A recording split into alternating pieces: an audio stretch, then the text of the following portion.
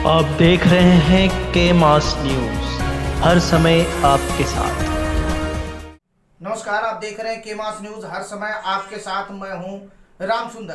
के मास न्यूज की ताज़ा तरीन खबरों को देखने के लिए विजिट करें www.kmasnews.com। नमस्कार, आप देख रहे हैं केमास न्यूज। मैं इसरार अहमद। इस समय मौजूद अम्बेडकर जिले के विधानसभा क्षेत्र जलालपुर के वल्लीपुर ग्राम सभा में। यहाँ पे एक कार्यक्रम किया जा बहुजन विचार प्रसार कार्यक्रम किया जा रहा है। यहाँ पे मुख्य अतिथि के रूप में डॉक्टर इंदु चौधरी जी उपस्थित हैं। आइए उनसे जानकारी लेते हैं आखिर यह कार्यक्रम किस लिए किया जा रहा है, क्या है मैम?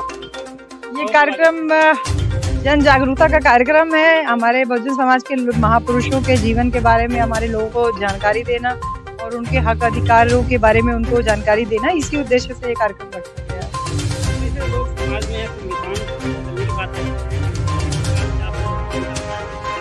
संविधान देखिए, बाबा साहब ने इतना मजबूत बनाया है, इसीलिए संविधान को बदलने का प्रयास अभी से नहीं, जब से बना है तब से संशोधन के माध्यम से किया जा रहा है। लेकिन संविधान वास्तव में इतना मजबूत है कि उसको किसी भी तरीके से खत्म नहीं किया जा सकता है, बदला नहीं जा सकता है। समाज अगर जागरूक रहेगा तो अपने हक अधिकारों के लड़ाई के लिए स्वयं ही उठ करके खड़ा होगा, डिमांड करेगा कि ऐसा नहीं होना चाहिए।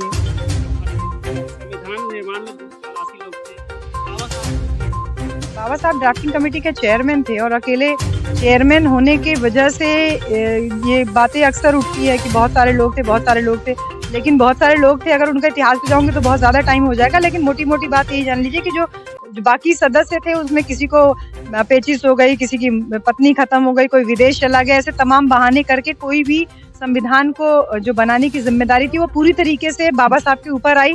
और पूरे 2 साल 11 महीने की जो जिम्मेदारी पूरी बाबा साहब ने बहुत डट करके 18 दिन में उन्होंने पूरा किया, संविधान को लिख करके 26 नवंबर 1949 को। वो भी दिन आने वाला है संविधान दिवस के रूप में, जिसको हम लोग मनाते हैं। तो एक बड़ी जिम्मेदारी जिसने ली, उसी के नाम पे ही तो संविधान निर्माता का नाम लिया ही जाएगा।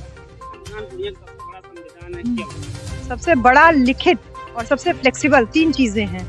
वो इसीलिए क्योंकि इसमें बहुत सारी संभावनाएं हैं। प्रत्येक वर्ग, प्रत्येक जाति, लिंग, किसी के आधार पे किसी में भेदभाव नहीं किया। हर एक वर्ग का, यहाँ तक कि जानवरों तक का जो है उसमें व्यवस्था किया गया कि राज्य जो है व्यवस्था करेगा सबके जो संरक्षण की। तो इस तरीके से ये केवल एक मतलब मानव प्रजाति तक नहीं, वो एक्सटेंड करता है पूरी ह्यूमैनिटी के लिए। आर्थिक सलाहकार ने संविधान के मूल ढांचे पर विचार करने की बात कही है, क्या कहना है?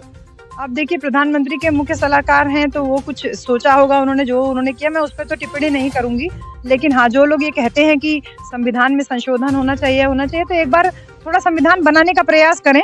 या उस समय जब संविधान बन रहा था तो उस समय तो आपके बहुत सारे लोग थे जो लायक थे और विदेशों से वो लोग भी पढ़ के आए थे, तो क्यों बाबा साहब को जिम्मेदारी दी गई? तो कुछ जान समझ के, सोच समझ के बाबा साहब को जो जिम्मेदारी दी गई उन्होंने बखूबी निभाया। और जो बिना भेदभाव के किए हुए सबको एक बराबर संरक्षण दे रहा है, उससे किन लोगों को दिक्कत है जो ये लोग कह रहे हैं कि संशोधन होना चाहिए? इसका मतलब है कि उनके इरादे नेक नहीं हैं, इसीलिए वो इस तरीके की बातें कर रहे हैं। तो यही बातें तो हमको जनता को समझानी है कि जो बराबरी की बात कर रहा है उससे किसको दिक्कत है। और अगर जिन लोगों को दिक्कत है तो क्या आप हमको बराबरी देने से फिर वंचित करना चाहते हो जो उसमें संशोधन कर रहे हो? तो इतना अगर जागरूकता रहेगी तो हम जी वर्तमान समय में भारत देश एक सुंदर संविधान होते हुए फिर भी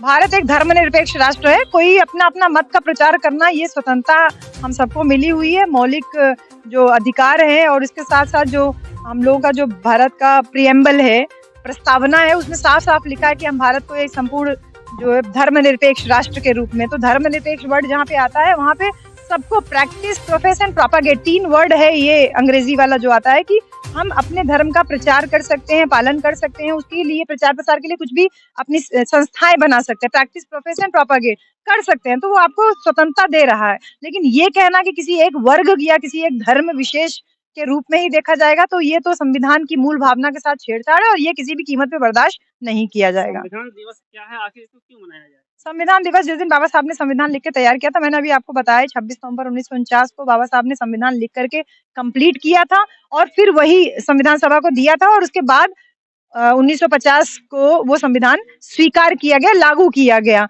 तो जो संविधान जिस दिन बन के तैयार हुआ उस दिन को हम लोग संविधान दिवस के रूप में मनाते हैं। मैम, लोगों का कहना है कि संविधान खतरे में, तो आप क्या कहेंगे? संविधान अपना सुरक्षा संविधान स्वयं करके रखेगा। बाबा साहब इसकी पूरी व्यवस्था करके गए हैं। अब जिन लोगों के ऊपर जिम्मेदारी है, जिन लोगों को इससे लाभ मिल रहा है, ये मैं कॉमन जनता आप लोगों से भी कह रही हूँ कि संविधान से सबसे ज्यादा लाभ हम लोगों को मिल रहा है। हम लोगों को पढ़ने लिखने से लेके सुरक्षा तक का सबका अधिकार जो मिला है, हमारी जिम्मेदारी है कि संविधान पूरी तरीके से सुरक्षित रहे। जो लोग संविधान के ऊपर गिद्ध दृष्टि रखे हुए हैं, वो लोग वापस गैर बराबरी वाला जमाना लाना चाहते हैं और हम ऐसा कतई होने नहीं देंगे। कम से कम देश में जो बहुजन समाज है वो अपने हक अधिकार को जाने, और केवल बहुजन ही नहीं बल्कि सर्वजन समाज की हम बात करते हैं तो भारत की प्रत्येक महिला, प्रत्येक बच्चा, प्रत्येक नागरिक की जब वो संरक्षा दे कर रहा है, तो क्यों एक धर्म विशेष या जाति विशेष तक उसको सीमित करने की कोशिश